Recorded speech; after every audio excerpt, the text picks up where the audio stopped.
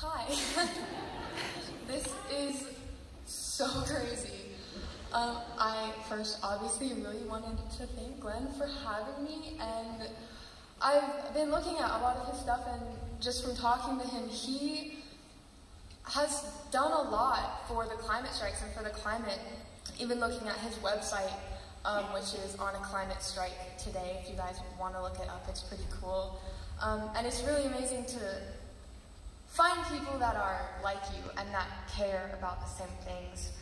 It's, especially being a kid / teenager, it's difficult to, find people that you feel like really relate and really care, especially when you work for the climate. It's a very niche thing. It's not something that everyone likes. It's not like liking a TV show and you find people that like it. So I feel so honored and I'm so grateful to have had this opportunity.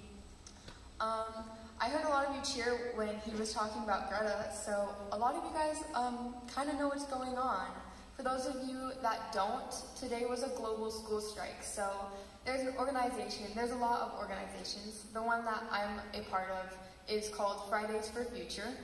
So I'm a part of Fridays for Future Utah, and what Fridays for Future is a youth-led organization that basically we have looked at the science and we've realized that the climate is changing, and it is changing very rapidly.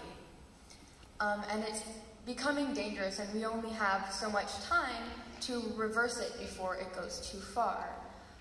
And Fridays for Future, what it is every Friday, thousands of kids around the world strike from school, and they go to their government buildings, and it's in every single continent, including Antarctica, which is pretty cool.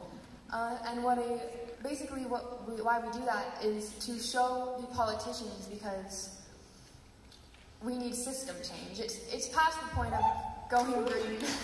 Woo!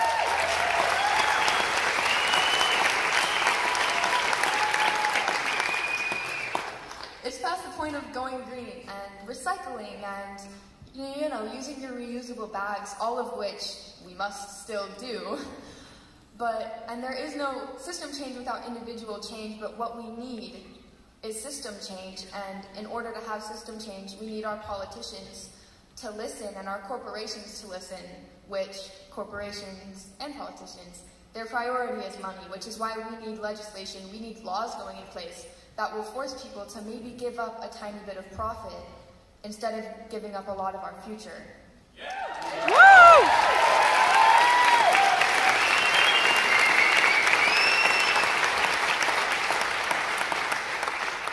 So we strike to let our governments know that this is what we care about and it's a big deal. So today, I was so glad that these people could come.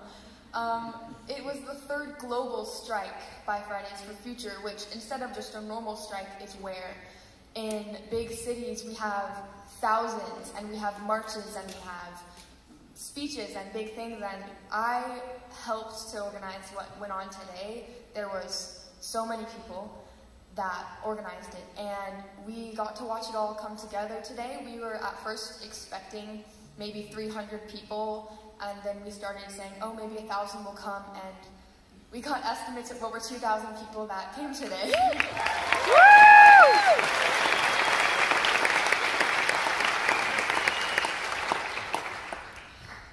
So, really quick, tomorrow I'm going to be speaking at the People's Energy Summit, which is going to be really cool. I don't think I'll be that nervous after doing this. I was nervous, but I think I got it.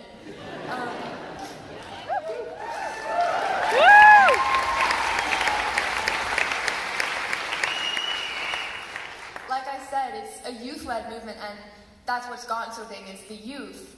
And I was asked a question by a reporter a couple of days ago about what's an adult's role and how do the adults support you, and I thought it was kind of weird because it's a youth thing, but tomorrow I'm going to be talking about it, and I want to talk a little bit about it here. We, at the end of the day, no matter how educated and dedicated we are kids. We can't vote. And a phrase that I like to use is, I can't vote, but I can strike. because we need people out there. We need people advocating, and we need people spreading the word, and we need people doing big things, getting on the media, because you guys can vote. It's our future, but we're too young to protect it because we're too young to vote, and we rely on the adults. Ultimately, at the end of the day, who you vote for is what determines what gets done. And so that's one of the biggest things that I wanted to talk about was, as an adult, if you want to know how you can help, just know that it's your voting power. And that's why we're on the streets. If we could vote, we wouldn't be on the streets. We would be voting. And I know that there's a lot of people that have talked to me that have said, I really want to get involved. I want to come to a strike, or what can I do? And I always tell them, oh, well, here's the days and the times that we strike. And they kind of just, oh, that's cool. And they don't get involved. And I know a lot of people are really afraid to get involved. And something that I said at the Capitol today that I didn't really think would make an impact, but a lot of people mentioned it to me, was I was waiting around for somebody to do something. I was worried about the climate, and I saw, Greta was giving speeches, and it still felt kind of hopeless. And I felt like no one was doing anything, and I just was sitting, waiting for someone to do something. And then I realized that I am someone. And I wanted to tell all of you guys. Woo! If you're worried about the climate, if your kids are worried about the climate, if this is the first you're hearing about the climate crisis, hi, we're kind of in the middle of a crisis, you should do some research. It's kind of a big deal, and I need you to use your voting power. If you want to get involved, I hesitated for a long time because of fear.